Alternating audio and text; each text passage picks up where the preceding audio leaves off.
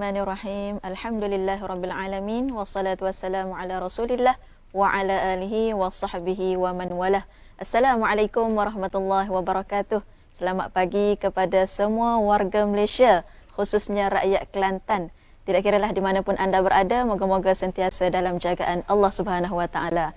Hari ini bersama dengan saya Nabihah Basri dan rakan saya dan saya Diana akan menemani anda pada pagi ini.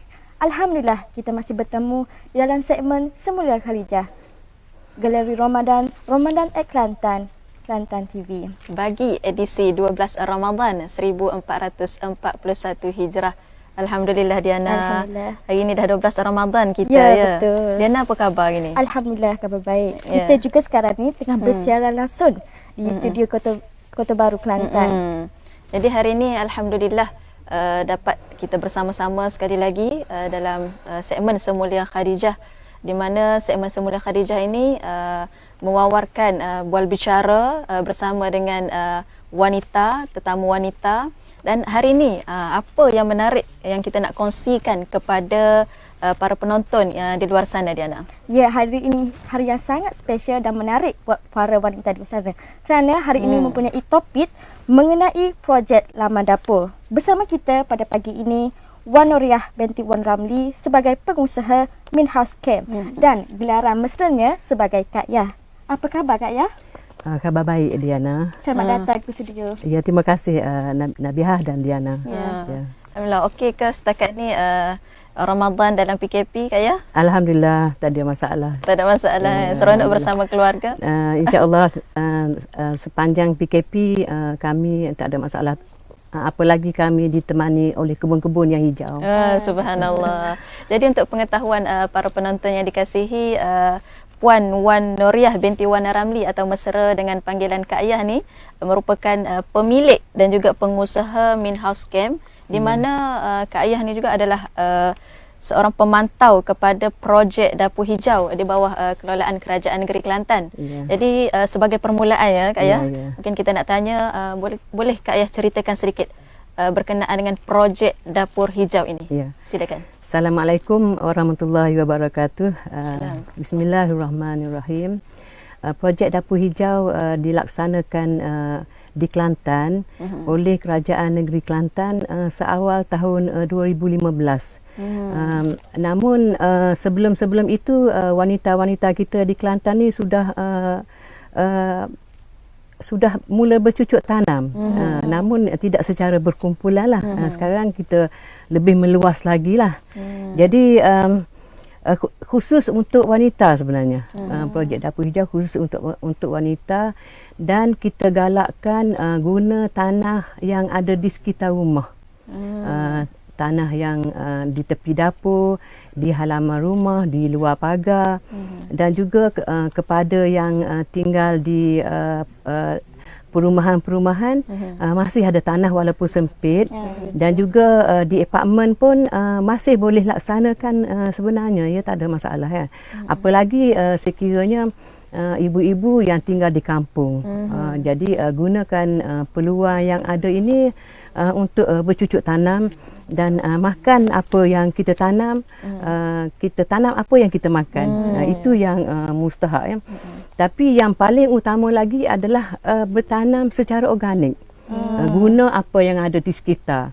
Kita tak payah pergi keluar guna duit untuk pergi beli baja, kan. Baja tu kita tak tahu hasil daripada buatan apa, kan. Jadi yang kita buat sendiri ni adalah mudah. Benda yang dah ada di tepi dapur, dah ada di dalam dapur, kulit bawang dah ada, apa baja semua, secara kan. semula jadi. Secara semula jadi. Kita basuh beras tu, guna air tu balik tu, kan dah jadi baja, kan. Jadi itulah yang kita nak terapkan kepada wanita-wanita kita supaya tidak membazir.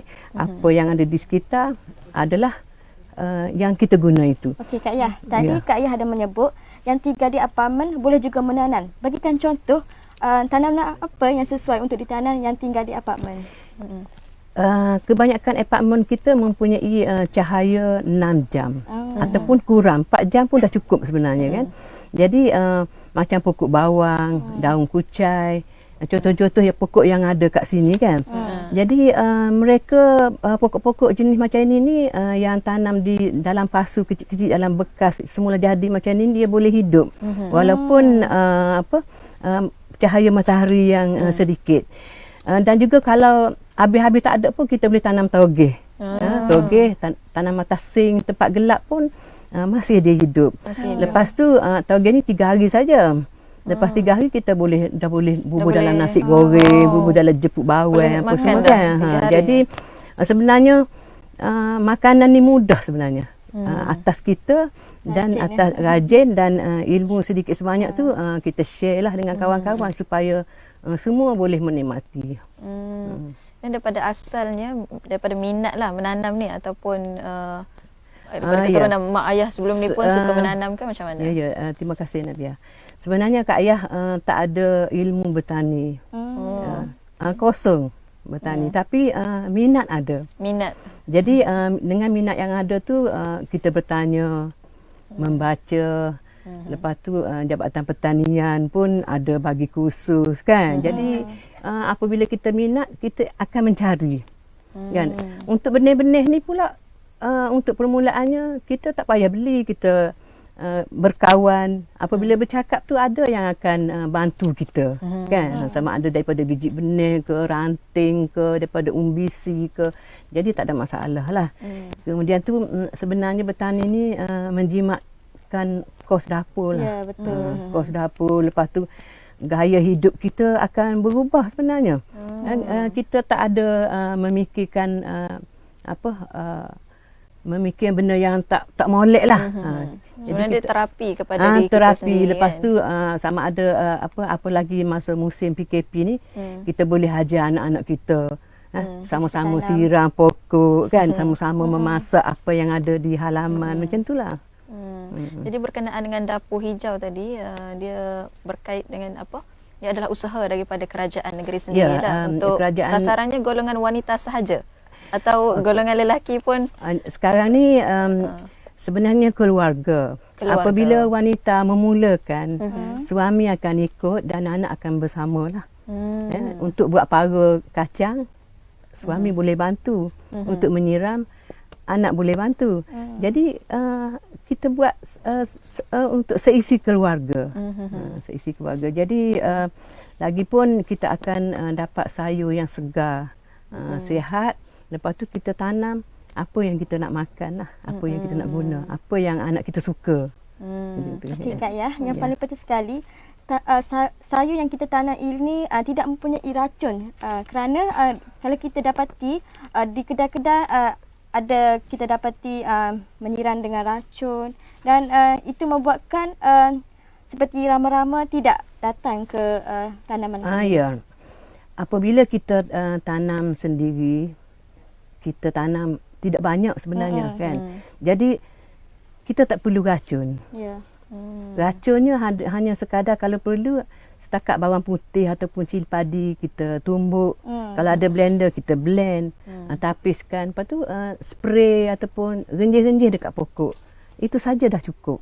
Kan? Jadi apabila kita buat racun tu siram dengan bahan semula jadi, lebah pun datang dekat bunga-bunga. Rama-rama pun datang. Apabila rama-rama mari, kita pun seronok tengok kan. Anak-anak pun dapat anak pun suka dapat rama mari. Tak ada lah nak tengok dalam TV ke rama kan. Mari tetangga kan. Burung pun mari, kalau nasib baik Kak Ayah selalu juga burung tu mari buat sarang tepi rumah kita. Kan, sebab kita sedia makan kita tanam kacang kan. Hok kacang yang gugur tu dia boleh hok lugu-lugu tu dia boleh kutik ke dia. Jadi apabila kita tanam secara organik ni, nombor satu lebah kita nak nampak kelih kan. Dulu kita nampak kelih. Unggas-unggas lain kita boleh tengok. Yang pentingnya di dalam tanah. Apabila kita buat organik, kita guna baja organik. Baja organik ni maknanya baja yang kita buat sendiri, hasil daripada lebihan di dapur, lebihan ternakan, lebihan pokok-pokok, lebihan daun-daun tu kita kumpul sekali kan. Jadi secara tidak langsung cacing ada kat situ. inilah yang dikatakan bagaimana tanaman dan ternakan Ya, bersimbiosis betul. kan. Jadi ada cacing, ada ulat gonggok, semut pun pergi bertelur kat situ kan. Jadi telur-telur semut tu jadi makanan binatang lain pula kan. Jadi sebenarnya cacing di dalam tanah ni dia bekerja untuk kita. Dia adalah pekerja kita. Kita tak payah pergi caku. Kan? Dia tolong buat rongga-rongga udara di dalam tanah. Jadi pokok kita subur. Sebenarnya kalau kita bertani secara organik, kita tak perlukan alat-alat pertanian yang canggih-canggih, tak perlu. Dengan kayu pun boleh, dengan cakur sebatang pun boleh. Dengan buluh pun boleh. Guna apa yang ada di sekitar kan. Kita selalu beralasan tak ada tanah, tak boleh tanah, tak ada apa alat-alatan untuk melengkapkan lagi proses tanaman kita. Sebenarnya boleh menggunakan benda-benda yang semula jadi yang dah sedia ada kat rumah. Betul. Kalau kat dapur kita ada sodek yang rusak kan, kita boleh buat skup tanah. Tak payah lagi beli kedai tu kan. Okey Kak Yah, kita juga tahu ada yang menyatakan tangan yang panas tidak sesuai untuk menanam. Berikan pendapat. Kita sebenarnya menanam menggunakan tangan, tapi kita tak perlu sentuh dengan tangan kita. Kadang-kadang ada wanita kita ni sayang tangan comel dia apa semua guna lotion kan. Jadi ambil lah kayu ke gapo dengan sodek buruk ke gapo kan. Buatlah tanah tekan-tekan sikit-sikit dia dah hidup dah.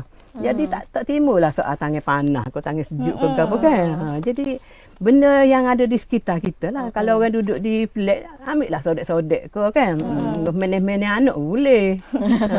Maksudnya benda yang mitos lah, benda yang diada-adakan. Tak ada kaitan pun sebenarnya tangan panas, tangan sejuk. Sebab sebenarnya Allah buat kita tanaman ni untuk kita hidup bahagia kan.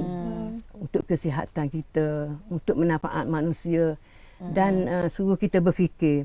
Sebenarnya kadang-kadang kalau kita fikir halusi, kita tengok pokok tu kita rasa macam satu unik lah.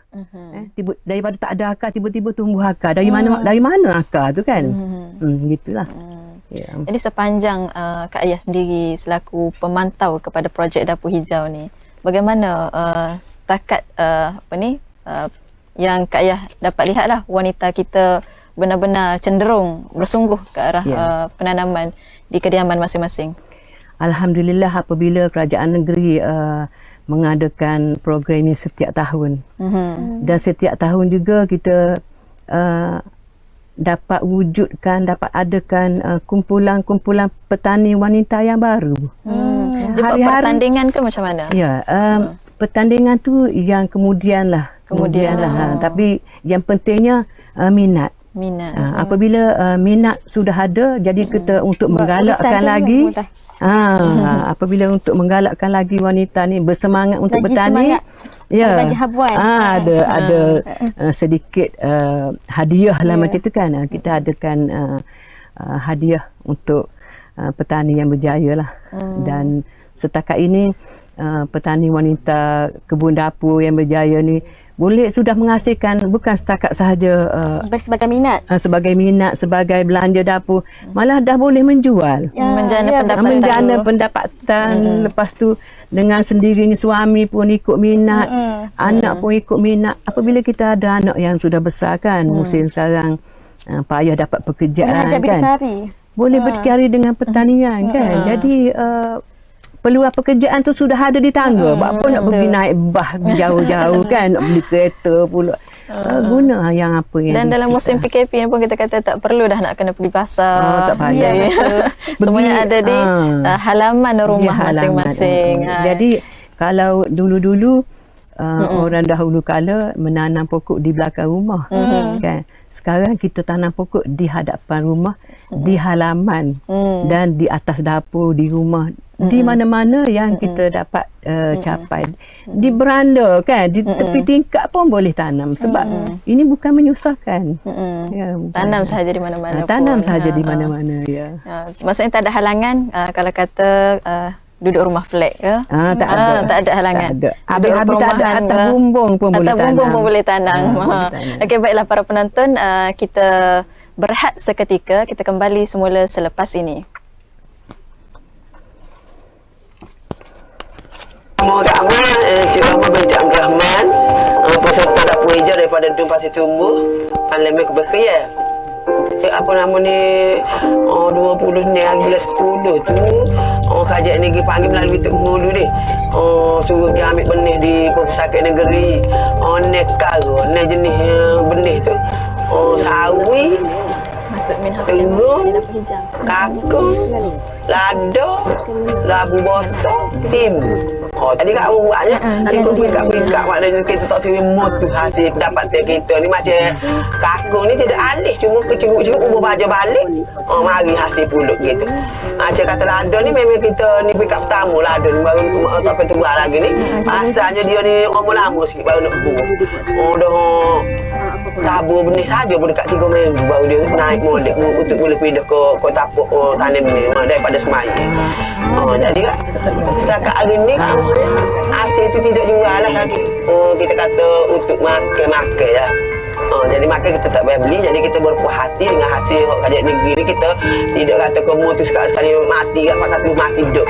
Kita akan usaha hasil tu comel-comel berlaku lah, ada apa lebak buah nganga baju organik hok dia terai di hok tempat kita di Pusaka Negeri pak kita ambil benih tu kan.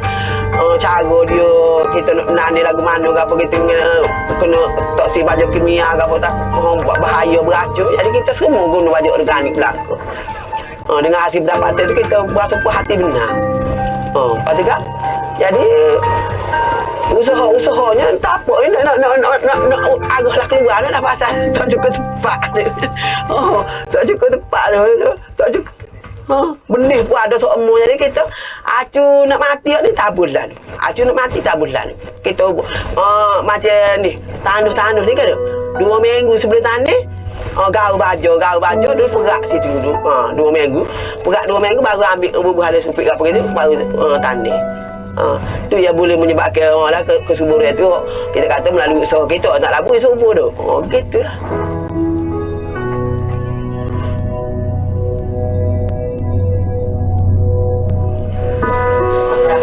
Program dapur hijau ni kena diperluaskan. Bertemu kembali dalam segmen Semula Khalijah Galeri Ramadan at Kelantan. Untuk pengetahuan semua, kita masih lagi bersama Wan Noriah binti Wan Ramli selaku pengurus Main House Camp. Okey Kak Yah, boleh Kak Yah berkongsi dengan pendengar mengenai jenis-jenis tanaman yang sesuai ditanam di sekitar taman dapur dan rumah serta kaedah-kaedah penanaman yang sesuai. Ya, terima kasih Diana. Jenis tanaman kita kena tanam apa yang kita nak makan. Apa yang kita suka, apa yang kita nak guna. Kalau kita suka masak singgah ikan kan, kita tanamlah kuah. Kalau kita suka kari, tanam daun kari kan.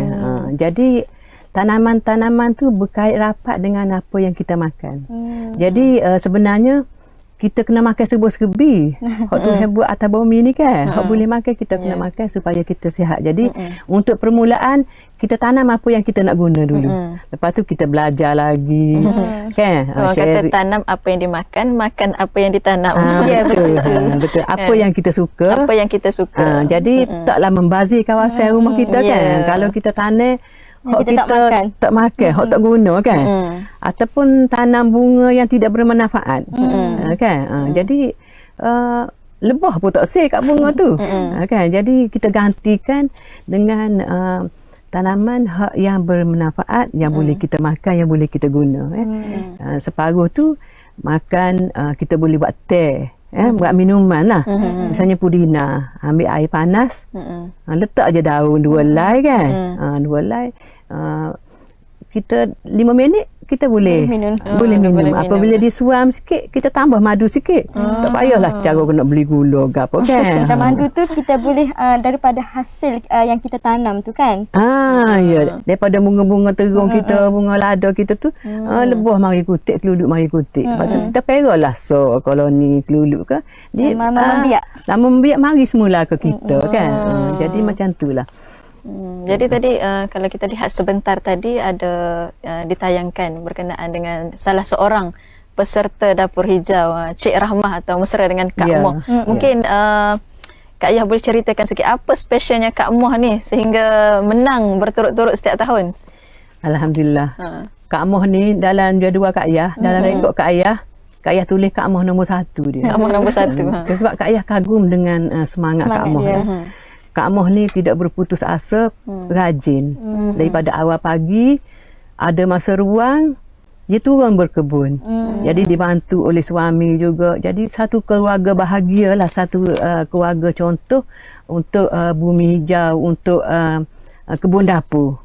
Kan? Jadi sehingga sekarang Kak Moh ni dapat hasil jualan daripada hasil tanaman. Biji benih juga, siapa-siapa yang berhajat, ada separuh tu Kak Moh bagi free saja. Untuk dapatkan pendapatan, bolehlah jual juga kan. Jadi kalaulah semua wanita kita macam tu, suri-suri rumah kita macam tu kan. Subhanallah, alhamdulillah lah. Jadi kita harap wanita-wanita lain pun ikut jejak Kak Moh lah. Bagaimana dengan penanaman aquaponik itu? Ya. Aquaponik, tadi kita cakap pasal organik. Organik tu tanah yang tak ada racun. Kita tanam terus atas tanah kan. Tak kira lah dalam bekas ke, dalam apa ke. Yang aquaponik ni adalah ternakan.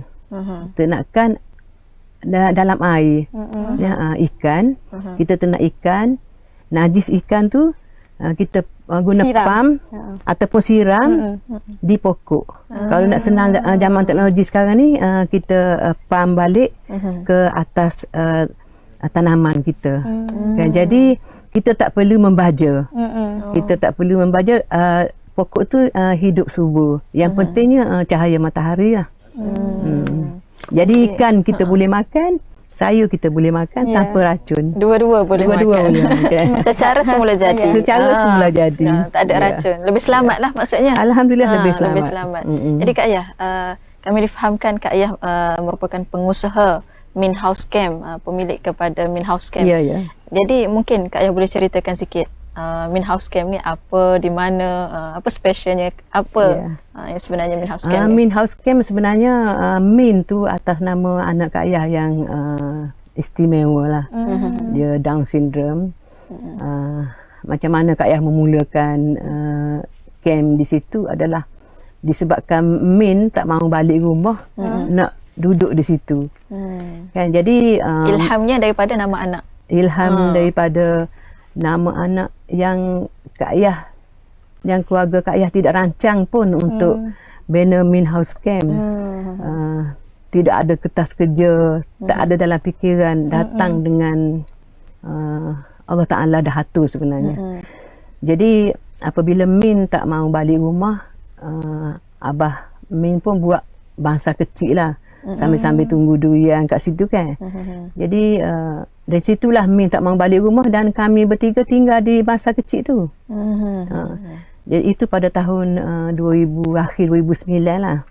Jadi tak berkesudahan dengan tinggal di bangsa kecil tu, kebetulan Kak Ayah pun dapat duit ganjaran selepas bersara kan. Kak Ayah gunalah duit tu untuk buat rumah di situ. Kan? Jadi daripada situ sikit demi sedikit dengan bercucuk tanam apa semua kan, mengembang.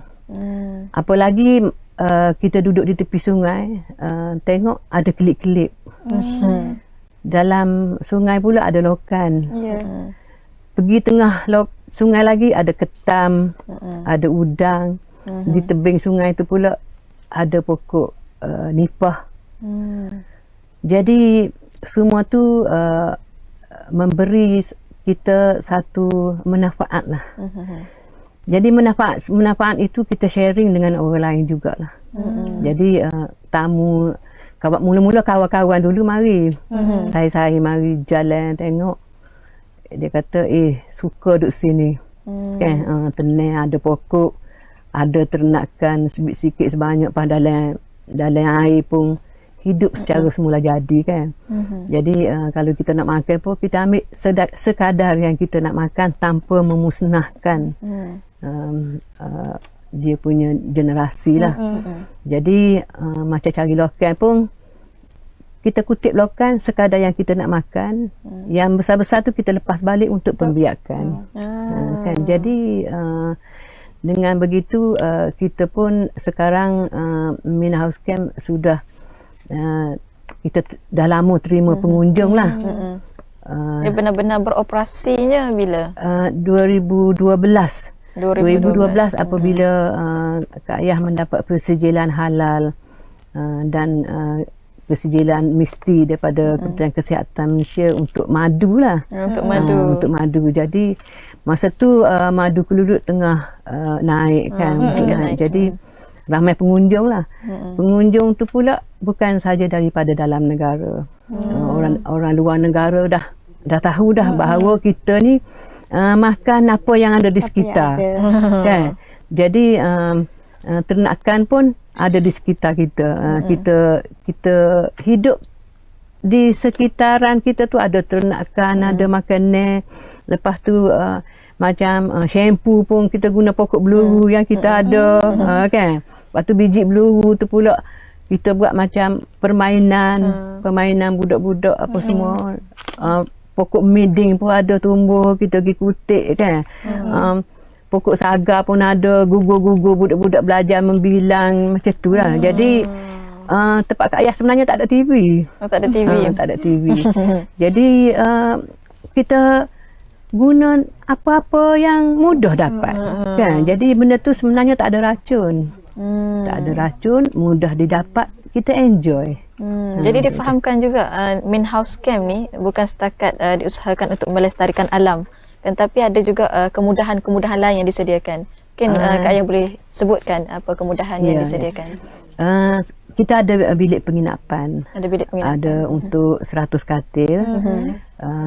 Penginapan yang ada berhawa dingin pun tak banyak. Dia macam resort lah. Macam mana? Resort yang back to nature lah. Back to nature. Style kampung ada dibuat daripada bulu, daripada kayu-kayu lebihan, daripada nibung. Kan? Jadi sebenarnya pengunjung-pengunjung kita mereka lebih suka kepada yang alam semula jadi macam tu kan. Apabila kita buat rumah lantai nibung, udara masuk daripada bawah. Kan? Dinding buluh, udara masuk daripada fresh air kan. Jadi kita tak banyak guna kipas ke apa kan untuk menyejukkan kawasan sekitar kita. Macam untuk nyamuk kan. Nyamuk pun kita, sebenarnya tak banyak nyamuk kat situ. Sebab apa kita pera juga ikan-ikan gapi dalam air kan. Jadi tak ada peluang untuk nyamuk bertelur.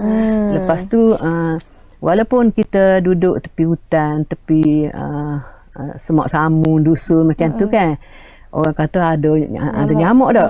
Tapi disebab kita ternak lebah kelulut, lebah kelulut tu dia suka minum air sebenarnya. Dia kutip juga udara-udara lembab air lembab celah-celah daun apa semua. Jadi kita kurang nyamuk. Dan bila sebut tentang lebah kelulut tadi tu, saya tertarik untuk tanya spesies lebah kelulut tu memang asal di kebun yang sedia ada Kak Ayah ke, ataupun Kak Ayah ambil spesies daripada luar letak di kebun? Asalnya spesies tu ada di situ. Memang dah ada dah. Ya, ada di situ. Kak Ayah pun tak tahu bahawa kelulut tu boleh diternak masa tu. Masa tu 2010 kan. Jadi ada seorang tetamu Kak Ayah daripada luar negara. Dia datang tempat masa tu manggis dengan duku gugur atas tanah. Datanglah lebah kelulut, lebah biasa dengan lebah kelulut, duduk makan buah manggis dengan buah duku yang rosak atas tanah. Jadi Kak Ayah kata ke tamu Kak Ayah, kata jangan lalu kat sini sebab nanti digigit lebah. Rupanya tamu Kak Ayah itu adalah pakar lebah dunia. Subhanallah. Yang dijemput oleh USM untuk buat research di USM. Jadi dia menginap tempat Kak Ayah. Alhamdulillah, orang panggil ilmu datang menggolek lah.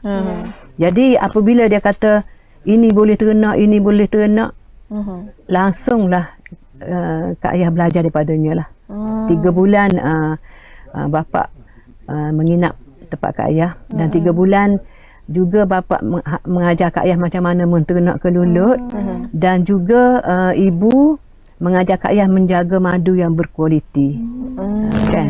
Jadi hasil daripada itu sehingga sekarang ni lebah kelulut yang ada di sekitar itu adalah yang menjadi yang menginak yang Kak Ayah ternak lah. Sebab pernah satu kali Kak Ayah ternak spesies yang tak ada kat situ. Kan? Jadi lebah kelulut ni lari sebab apa? Tak ada makanan untuk dia. Jadi Kak Ayah nasihatkanlah yang ingin menternak kelulut, perhatikan spesies mana yang ada di sekitar. Kan? Spesies yang penting. Yang kedua, sediakan makanan untuk kelulut. Jangan tahu pera saja kan. Lepas tu lagi pastikan persekitaran bersih. Udara bersih, air tidak dicemari, tanah pun tidak dicemari kan. Jadi itu yang mustahak lah. Jadi kalau kita guna semua yang organik, alhamdulillah lah, pokok hidup subur, makanan kita bagus, madu kita yang terbaik, lebah dapat hidup dengan aman. Jadi kita hidup bahagia. Itu jadi main house camp satu, kalau kata nak tempat nak menenangkan diri, bolehlah pergi ke main house camp kan. Terapi diri. Jadi mungkin boleh cerita sikit apa sebenarnya ada atas meja ni. Atas meja ini adalah apa yang ada di kebun main house camp. Banyak pokok-pokok ni Kak Ayah tanam jenis yang sekali tanam je. Pokok ni misalnya kita sekali tanam, kita petik saja pucuk tu. Kan macam pucuk gajus, kan pucuk pucuk kaduk pun sekali tanam juga. Kan dia akan pucuk ni dalam satu bekas boleh tanam berjenis-jenis berbagai. Ini yang mustahaknya. Sebab apa? Setiap akar tumbuhannya tak sama. Tak sama kan. Ini dalam bekas yang kecil. Tanah tu tak ada masalah. Tak sama. Akar yang ini akar dia panjang sikit kan. Jadi dia makan yang di bawah. Yang ini macam ini azolla. Azolla sebenarnya dia hidup dalam air. Kan? Untuk kita bagi kepada ayam, itik dan juga ikan. Jadi kita kurangkan beli makanan yang ada di kedai. Jadi fungsi akarnya berbeza. Jadi dia tak berebut makanan. Begitu juga kalau di main house camp tu Kak Ayah guna macam petak untuk letak kompos. Petak tu guna daripada bahan-bahan terbuang lah, daripada buluh ke, daripada kayu ke, kayu bulat, kayu persegi ke apa, kita letak, bubuh je kompos dalam tu. Kita tanam bermacam-macam. Ada yang pokok kekal, ada yang pokok renek, ada yang pokok atas permukaan tanah. Sebab apa? Dia tidak akan berebut makanan. Makanan dalam tanah. Kan? Lepas tu pula kita tak penat. Kalau hari ni kita ambil semua cekur dengan isi-isi dia kan. Minggu depan kita boleh lagi kutip pucuk gajus, pucuk terek ni. Ataupun kita boleh kutip pula pucuk samuk ke gapo untuk buat nasi khabu kan. Jadi kita akan tidak berkeputusan makanan. Seronok dengan nak petik-petik tu, tapi buat ke tidak tu? Boleh. Macam kalau kita nak redupkan halaman rumah kita kan, tak usahlah ambil zinc buat neduh ke apa kan, rugi dah. Buat para. Kalau nak mudah lagi, kita tanam bulu. Tanam bulu sepudu cukup. Dah satu keluarga untuk ada yang tanah kan. Tapi kalau duduk rumah teres pun boleh tanam buluh madu kan. Rebung boleh makan, buluh dia tu boleh buat para. Jadi buat para, suruh abang buat para kat kacang tu, dia naik lek para kacang botol je apa kan. Jadi neduh, anak pun boleh naik buai kau boleh bawa. Udara pun bersih. Udara bersih. Kita pun kalau nak makan ambil petik selalu. Boleh mulut selalu, tak payah pergi jauh. Fresh. Kan. Jadi boleh buat belaka sebenarnya. Ilmu bertani ni kalau nak mari kat Kak Ayah, marilah Kak Ayah boleh cerita kan. Biji benih pun kita boleh bagi-bagilah sebenarnya. Tuhan buat makanan untuk kita ni, kita tak mampu nak makan belaka kan. Perut kita bersama mana sangat. Habis cakap nak makan sepinggan, dak puasa ni pun nak makan sepinggan, ambil ulang 2-3 lah cukup dah. Orang lain kita boleh bagi-bagilah kan. Macam kita pun boleh bagi juga ke binatang-binatang. Kita sedekah juga. Ayam itik nak makan, bunga tu peluluk tu butik. Sedekah semua tu. Yalah, sedekah. Berbakti kepada tanah. Ya, betul. Bukan sekadar kita dapat makan, dapat bagi dekat orang lain. Betul. Bukan, tapi dia adalah sedekah sebenarnya. Sunnah Rasulullah SAW. Tanpa kita sedar, sebenarnya kita tengah sedekah. Sedekah, ya betul. Jadi mungkin sebagai pengakhirannya boleh Kak Ayah kongsikan nasihat ataupun seruan lah kepada wanita-wanita di luar sana yang mungkin ada rasa minat untuk menanam tapi tidak tahu bagaimana nak memulakannya, caranya bagaimana. Mungkin boleh kongsikan kepada para penonton kita lah. Jadi sebenarnya Kak Ayah pun bermula daripada kosong. Bermula daripada kosong, tak tahu apa. Tanpa plan. Tapi disebabkan minat, jadi Kak Ayah serulah semua wanita-wanita kita ni letak minat nombor 1 kan. Apabila nombor 1, tanya jiran-jiran sebelah ada benih gapo nak tupai tanah katakan, tengok taman dia ni penuh dengan pokok-pokok hijau apa semua kan. Kalau kita minat, orang bertani tu tak kata mesti dia kata ambil lah tu pakat tanah kan. Mesti dia kata gitu ya. Kalau kita di Kelantan ni biasa Kak Ayah dah lama hidup di Kelantan ni kan, memang antara kita ni alhamdulillah lah kita boleh pakat dulu kan. Jadi yang tak tahu tu kita boleh bagi ilmu. Kemudian tu yang pentingnya tadilah apabila kita bertani, kita ada ternakan juga. Lebihan nasi anak-anak kita makan, lebih-lebih kepala ikan ke apa kan, kita beli ke ayam. Lepas tu ayam tu najis kita tu, dia gaul dengan daun, dengan kompos kita tu, kita boleh ambil letak dalam gini-gini apa semua kan. Lepas tu satu lagi, apabila kita kompos kita guna daripada kulit nenas, daripada kulit buah-buahan ke apa kan, kita jangan pergi buang dalam tong sapuh kat bandaran tu. Kesian kan orang bandaran tu akuk benda gitu kan. Sebenarnya boleh letak ataupun tanam sekali. Letak atas tanah, bubuh dalam tocak ke kan. Tutup sikit supaya lalat tidak mari. Dalam masa sama dapat mengurangkan kos pembuangan sampah. Betul lah, kos pembuangan sampah. Jadi apa tu, kita manfaat, kita jangan bawa pergi luar pagar kita lah. Kalau kita tanam pohon pisang sepudu, nak buat lepak malah pun mudah. Ya. Tak, nak buat lepak pisang kan. Lepak pisang. Balut dengan daun pisang gitu. Lepas tu kita boleh mengurangkan kos penggunaan plastik. Nak buat kuih ke kan. Buat kuih kita guna daun pisang buat acuan kuih ke gapo. Daun pewarna pun kita gunalah pewarna yang asli. Daun pandan, kalau nak merah guna bunga rozet. Kalau nak purple, nak biru gapo guna bunga telang. Bunga telang tu bubuh je dalam cawan. Buat nasi kerabu boleh jadi warna biru. Nak sedap lagi, ambil suras potong. Yang seras putus letak dalam tu. Oh sedap dia main. Sekarang buat gitulah belakang. Jadi kok mana-mana pun minat nombor 1. Wah, pastikan ada minat dulu. Barulah dia merangsang untuk lebih buat menanam ni kan. Okay, jadi terima kasih kita ucapkan kepada Kak Ayah kerana sudi bersama dengan kita pada hari ini Diana. InsyaAllah ada rezeki kita panggil lagi Kak Ayah untuk berkongsi dengan para penonton wanita di luar sana. Tentunya ramai lagi yang nak dengar, tak puas ni nak dengar ni Kak Ayah cerita. Mungkin lepas ni kalau kata nak ke kebun Kak Ayah ke, boleh lah Facebook Min House Camp kan. Ada Facebook Min House Camp. Jadi sekali lagi terima kasih Kak Ayah. Kepada para penonton yang dikasihi sekalian, setakat ini dulu segmen Semulia Khadijah Galeri Ramadan Kelantan kita.